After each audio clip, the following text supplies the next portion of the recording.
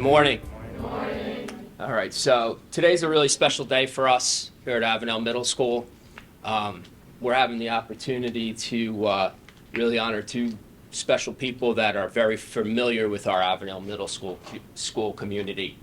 But first, I want to thank Mr. Caldwell over here, Mr. Caldwell, for arranging our veterans for coming in today. We appreciate it, Mr. Caldwell. My pleasure. Thank you so much. So the two individuals that we are honoring today and that are going to talk to you a little bit about their experience serving our country is the first gentleman you're very familiar with is Mr. Sanchez, our school security officer, who is part of the Marine Corps, all right, and is a retired Perth Amboy police officer, right, and now our school security officer. The second individual that I want to introduce you to is Officer Kevin Smith, who is Woodbridge Police Department, works for the Woodbridge Police Department. Sometimes he's here for our school patrols, so you might see him around. Okay. Also was served our country in the Army. All right. So they're going to share with you a little bit about their experience. I've seen Officer Smith speak before. It's a really engaging story, an important story for you guys to hear about service and sacrifice, and I'm sure Mr. Sanchez's story is very similar to that. So without further ado, gentlemen, the floor is yours. Thank you.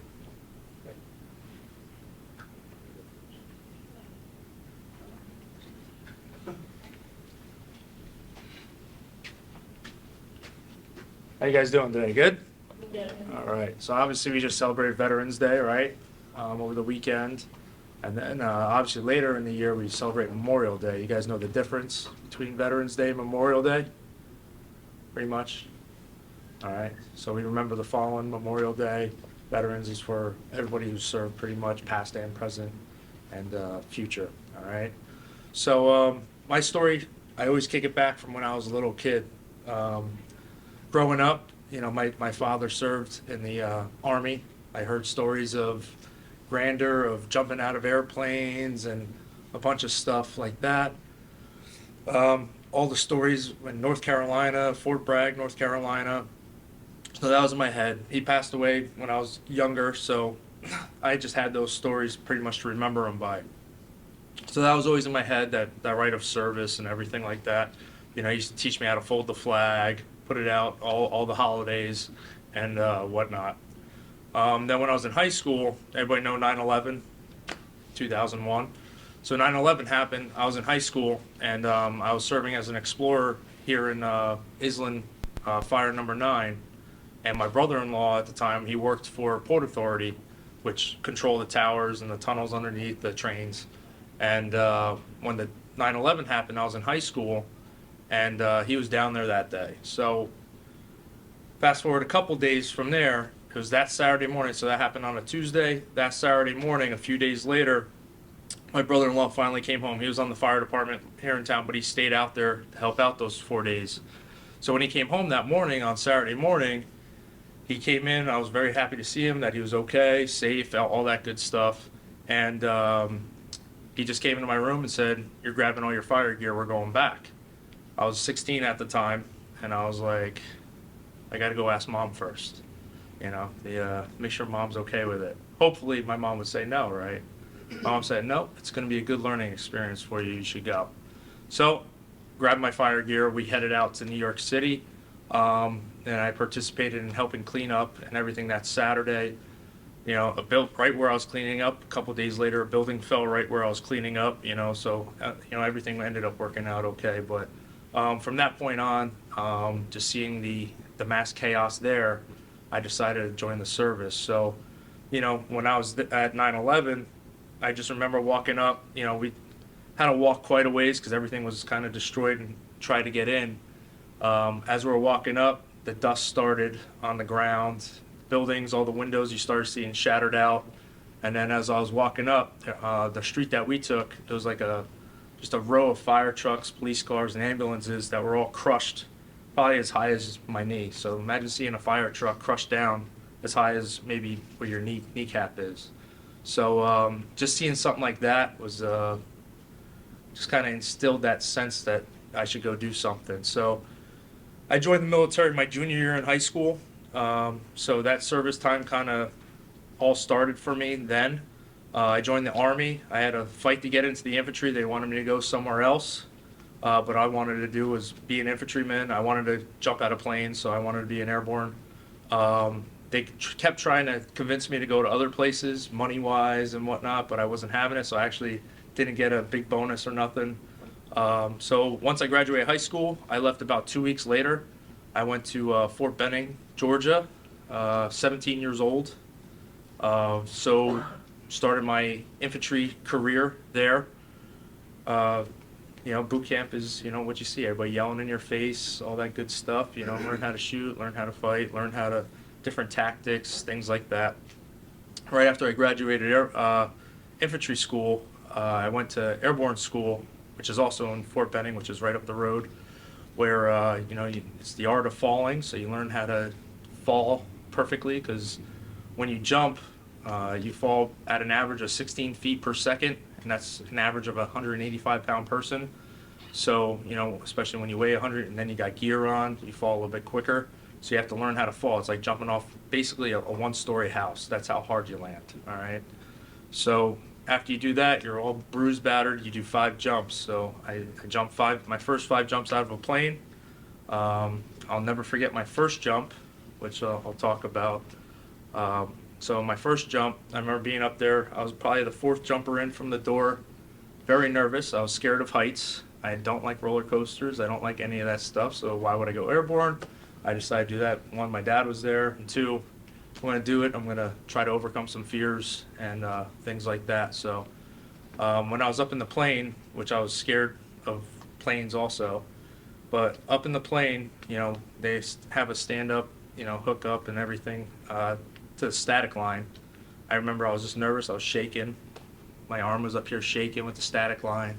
And I look over, and they just opened the doors to look out to see where the drop zone was. And I remember the guy, they're called black hats. They're like the drill instructors of airborne school. They're called black hats. So they're looking out the door, waiting to see when the drop zone's coming. And the guys made eye contact with me, and we're supposed to just be looking forward. He made eye contact. He saw I was like nervous. And I remember he took his face out the door, and the wind like blew his cheeks apart. And I started laughing, and then he like looked at me all stern, like, get back. I was like, oh, okay. So kind of put me back where I needed to be. And then the order command came, the green light came on, everybody started jumping. Now when you come out of an airplane, when you make your turn, you hand off your static line. They take your static line. You take a turn to the door. You're supposed to take 1 step and then a jump out, like a big leap out. I didn't do that. I was nervous. Brain wasn't thinking right. So I took like 2 small steps. So now I'm standing on a step outside the plane because the way that the air flows. So I'm literally stuck right outside of the plane, and the wind kind of shifted me into the door. So now I was stuck in the door. It took me a second or 2, but then I finally swung my way out. But I remember, obviously I counted it takes about 4 seconds for the parachute to open. If it goes past that, then you open your reserve. But everything went good. When the parachute opened, it was probably the best feeling I've ever had. Just how quiet it was, the serenity. But then very quick comes the landing, and that hurts. But we'll get past that. So I jumped 4 more times, graduated airborne school. I went to my unit in the 82nd Airborne in Fort Bragg, North Carolina. They have a very long history dating all the way back. A lot of stuff happened in World War II involving my specific unit that they're very big on history. My 1st Brigade, they're called the Devils in Baggy Pants, because back in World War II, paratroopers used to wear big baggy pants, and that's how they shoved all their equipment in. They didn't jump with their gear, so they put all their gear in these big pants. So when they fight the enemy, they had journals from the Germans that said these black-hearted devils in baggy pants. So that's how they got their names. So now I'm in my company. They were, at the time, over in Afghanistan already. This is 2003. So they're in Afghanistan on a short, they're about to come back, so they didn't send me over. So we got everything ready for them to come back. However, I was doing funerals across the country for everybody who was dying in my unit. So I went to Utah, California, where other guys had to go down south because when you're in a truck, there's like 3 or 4 guys. So when something bad happened, 3 or 4 guys died at once. So we always took care of our own. So I flew out and we performed their funeral and wake services. So I got to meet a lot of people. I got to see the sacrifices other guys made. Young guys, very young, my age, same thing. Families torn apart.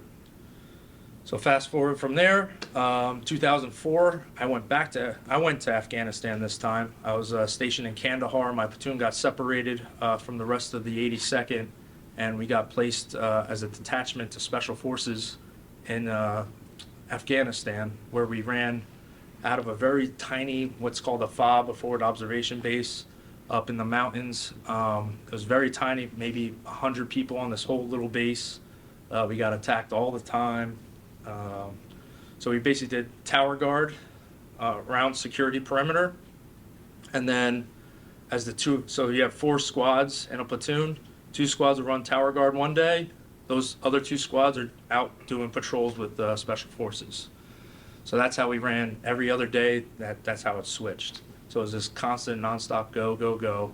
We lived in a tent, no electricity, horrible food every single day. We're up in the mountains, nothing up there. I specifically remember one time we had to go to a village up in a further mountain range, and we got into the village. And as we're going up, we could see everybody going up into the mountains as we're walking up. And we're providing security for Navy SEALs, Special Forces, things like that. And we knew something wasn't right. As we were backing out, we started seeing everybody come back in. So once they came back down, this was supposed to be the mission where there's only supposed to be a little bit, only pack, one bottle of water, just a couple things. We had to climb a mountain to get up there, but this ended up being like a long mission. And once we saw them coming back down, we ended up doing what we had to do at the village, and we ended up getting stuck on the mountain for 2 days with no food and no water. They had to airlift body bags. We had to sleep in body bags up on a very, very cold mountain. So that was one little stint over there. While I was in Afghanistan, I wear a bracelet, and my son's named after these guys. On one mission, I was on a truck, and another truck broke down. I was on the platoon sergeant's truck. He's kind of like the daddy of the platoon. He's in charge. So I was on his truck as a gunner. When that other truck broke down, he had to take people off of his truck to put these people on his truck. So me and my team leader got moved to another truck. We got called to help out another unit that was in a firefight, and on the way to that firefight, the truck rolled into a ravine, which is basically a dried up riverbed in Afghanistan. It used to be a flowing river, but now it's just dried up. So they fell about 25, 30 feet down, upside down. My platoon sergeant was killed. The driver of the truck was pinned underneath. He lost his arm. My roommate back in the United States, he was the gunner on the truck at that time. His head was pinned underneath the truck. His helmet saved his life. Once we took him out, his helmet's crushed all the way down. But I remember wrapping his head up, his head was all messed up, and giving him an IV, and he's just like looking at me with like a dead stare, saying, "You should have been on this truck. You should have been on this truck." I'm like, I know, dude. Like, relax. We'll get you help. He ended up going to Germany for 7 months. He had to get his whole face peeled off to put his skull back together. But he was in the military after that. He came back same way he was before. So that happened in September of 2005. Fast forward 3 months, another mission coming out of Kandahar, Afghanistan. We just left the wire, and I was the lead gunner on the truck. And the second truck, there's this kid. He was about 2 years younger than me. So I'm 19 at the time. This kid was just turned 18. And he was brand new, and all he wanted to do was do something. He always kept bothering his squad leader, his team leaders. "Oh, I want to go on top of it. I want to be the guy on top of the truck." So they actually gave him a chance this mission. This guy just had a baby, I think September of that year. So this is December now. We left. This is 3 days after Christmas, so December 28th. When we left, so out there's things like there's bombs on the side of the road. There's people trying to hit you in cars, playing chicken with you. Basically, there's car bombs. You name it, it's all out there. So, being the first truck, we're heading out, and we're cruising down the highway, and a car comes right at us. We don't know if it's a car bomb. We don't know if it's just somebody who's trying to crash us out. My driver moves out of the way safely. We get out of the way. The car goes right into the second truck, which is right behind me. That truck flips. That kid who wanted to be on top of the truck, 18 years old, was killed. He got stuck underneath the truck when it flipped. I still remember them doing CPR on him, everything. I carried his casket onto the plane leaving. I was good friends with him. But he never got to meet his daughter. I see his pictures of his daughter every day to this day, and she's probably almost 20 years old now. So it's pretty wild, you know. But she never got to meet her father. So fast forward from there, did a lot of cool stuff in Afghanistan. We ended up helping out do the first elections that ever took place in Afghanistan for president. They've never elected anybody before. You know how we just voted last week? Remember how voting happened last week? We just go to a polling station, right? But voting out there, the bad guys, who at the time were the Taliban, they didn't like people. They didn't want that. They wanted to be in charge. We actually were in complete firefights as people are running in to vote with the Taliban because they're trying to kill whoever wanted to go vote or deter people from voting. So we were literally blocking people in firefights as people were running to just go vote. So just imagine the freedoms that we have compared to somebody over there. All right. So we actually did the escort of that first election's ballots with special forces all the way back to be counted and tallied. So after Afghanistan, did my year back, I got promoted, all this good stuff. Now I was a sergeant, team leader, did a lot of training, more jumps. I've landed in trees, I've landed in everything. I've jumped in fog where I couldn't even see my chute. I've been in planes that have almost crashed. I've done it all. Was home about a year, then I got shipped to Iraq for 15 months. So I did Afghanistan for 12 months, home for 12 months, then I went to Iraq for 15 months. When I went to Iraq, I was a sergeant, which is usually a team leader, but they were low, so I was a squad leader just because I knew my stuff. And so I was in charge of 2 different teams. And so in Iraq, they detached my platoon again. They had a certain mission for us because there was a lot of Army National Guard getting killed on a run all the way from Al Assad Air Base, which is mostly a Marine base, but they're doing fuel runs for the base, probably escorting about 200 fuel trucks from the country of Jordan, which is about an 8-hour, 10-hour drive one way, so it's about 20 hours altogether. But there was a lot of people getting killed. They were losing a lot of fuel trucks, so a lot of money was being spent. So they brought us in to do it with a quarter, if not way less manpower than what they had. But we got the job done for almost 4 or 5 months straight with basically no issues. So then since we got that all figured out, they sent us back to run the missions, and we're back with combat controllers and special forces in Iraq, starting up new FOBs on the borders of Pakistan and whatnot. Our main mission was to set up on mountain ranges where there was the only roads in and out of the country, and everybody else would just line up and kind of push the bad guys towards us, and we would either arrest them or engage in firefights with them. So I was blown up in Iraq. I was going over a bridge, and the whole rear end of my truck exploded. It felt like a concussion, like a big bass hit. I thought one of my guys did something very stupid, but it ended up being a roadside bomb. But I directed everybody where they had to go. right after that.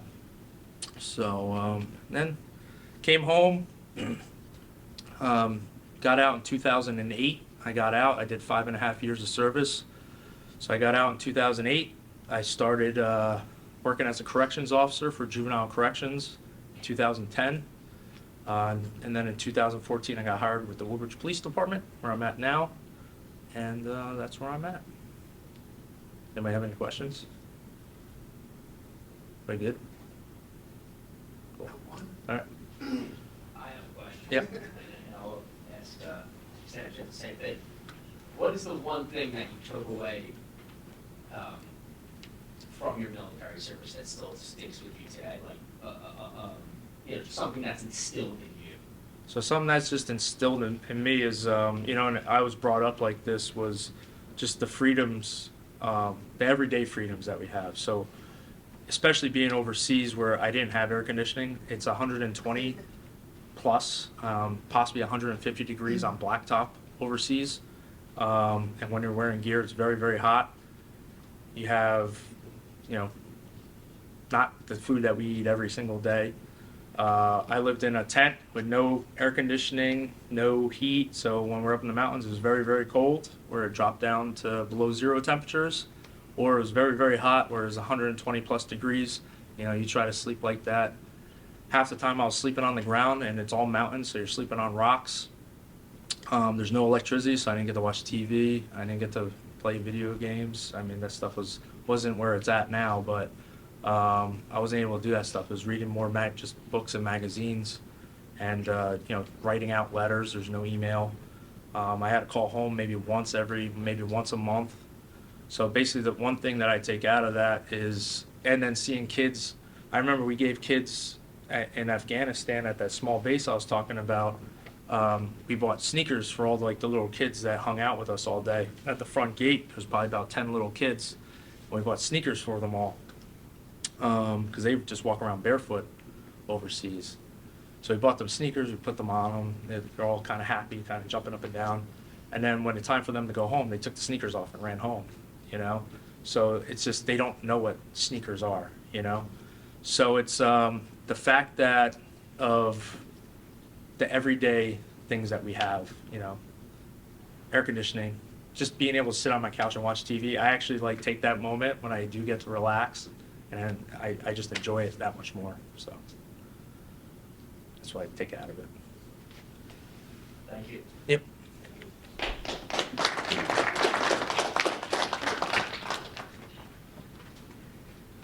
Good morning, everybody. My journey started, and you're going to probably wonder how or why I remember it. I was 17 years old. I just finished my junior year in high school, and my journey began in 1986, almost 37 years ago in July. I could tell you everything that ever happened from day one when I was in boot camp. Anybody know anything about the Marine Corps? Nothing at all? I could tell you we're the smallest branch in the United States. We're called the President's Own. Anybody know why? Nobody. It's because we're the only branch in the country that the President can send anywhere without Congress's permission. All right, so going back to Paris Island was July 10th, 1986. Now the Marines, we do things differently. There's nothing glamorous about boot camp or going into the Marine Corps. The most glamorous thing for me that I could say was earning the title and walking away with that emblem in my hand. That's the most proudest moment in my life. It's something that I carry. I'm 55 years old. I still carry that to today. Everything I do is because of the Marine Corps. So going back to Paris Island, day one, we always go in at nighttime. So I remember it was around midnight. We arrived in 3rd Battalion. Standing on the yellow footprints. I don't know if anybody ever saw that on YouTube, but we have to stand on the yellow footprints and get yelled at by the drill instructor, and until the sun came up. You get a nice free haircut, free uniforms, and get up early in the morning, do a lot of PT. Another thing that we do is we're big on our history. So one thing I'm very proud of, we just celebrated 248 years of history. So Veterans Day is November 11th, right? Marine Corps birthday is November 10th, so it's the day prior. So I'm very proud of that. It's something that we celebrate every year. When I left Paris Island, I went to California. I was in 29 Palms, California, where we trained for, I was in the communications unit back then. So I trained out in the desert for 3 months. We trained up in the mountains. I got to use all kind of military equipment and weapons. I got to train with the best people that this country has.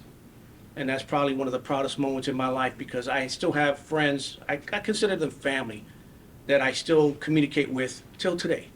And none of us live in the same state, so that means something. That this 18-year-old kid coming from Perth Amboy could hook up with somebody from Maryland, another guy from Ohio, another guy from Georgia, from all over the country, and be more like brothers than just friends. When I left the Marine Corps, I became a police officer in Perth Amboy. I was there for 25 years. The last 8 years I was in my department SWAT team. I was also in the boat unit, firearms instructor.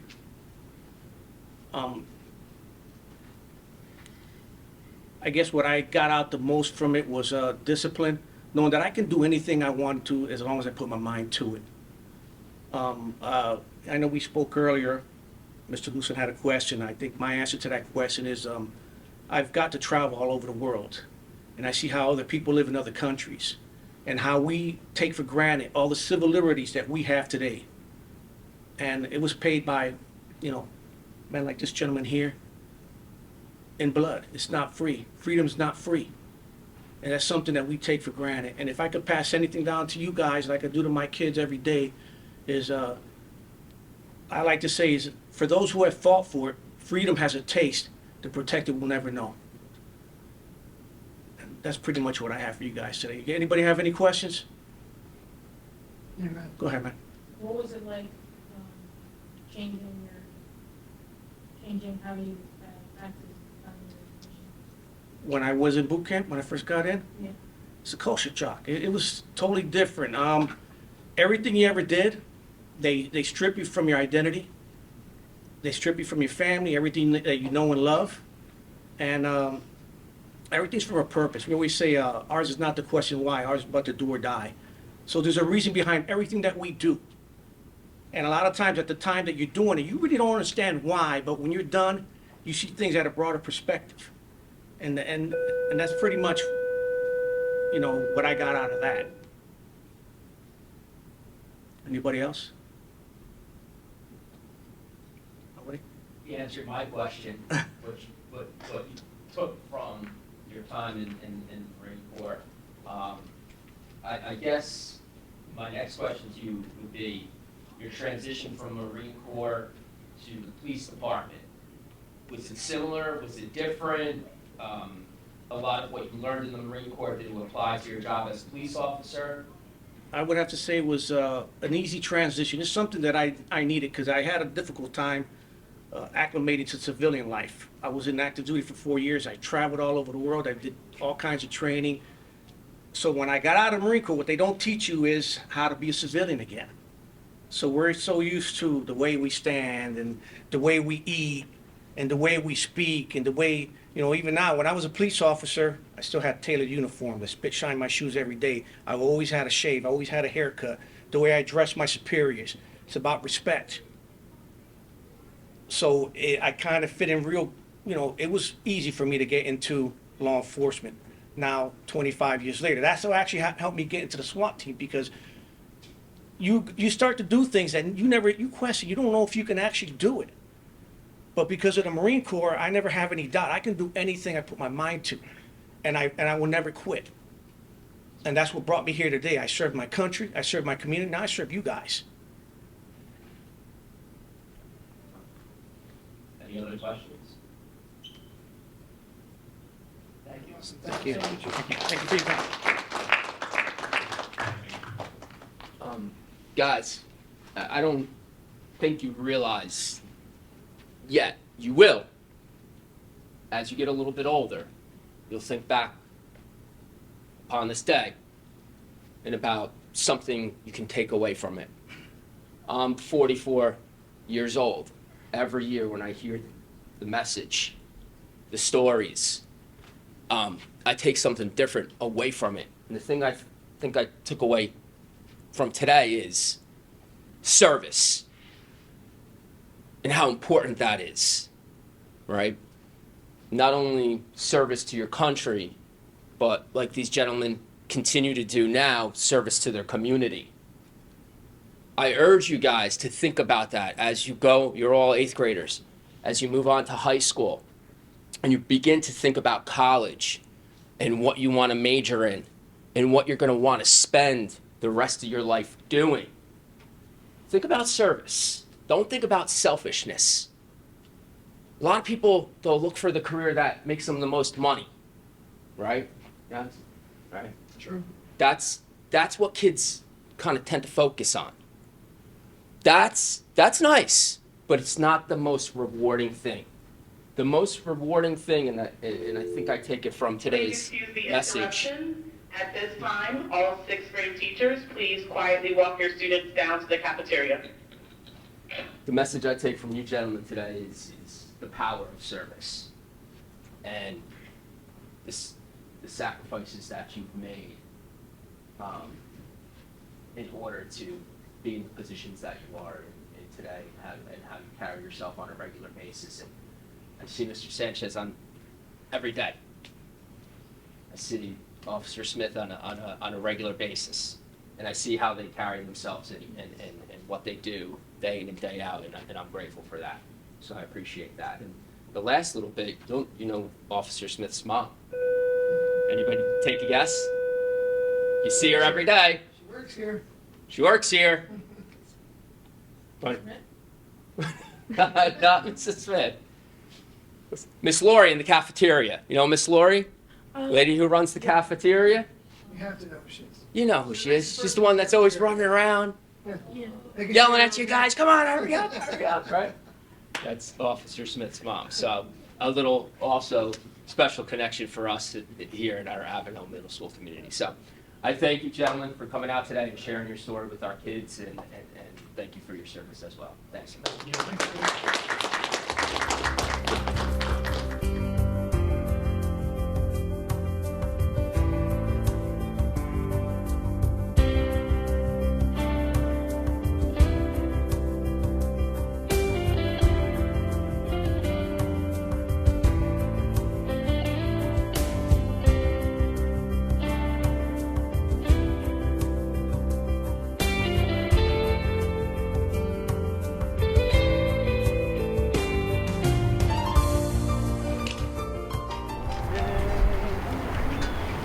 Oh, say, can you see by the dawn's early light what so proudly we hailed at the twilight's last gleaming, whose rough stripes and bright stars through the perilous fight for the landmarks we watched were so gallantly streaming.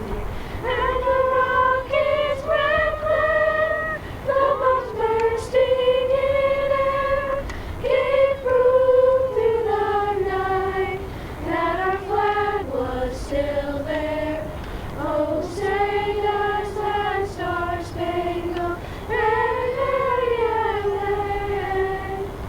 Oh, the land of the free and the home of the brave.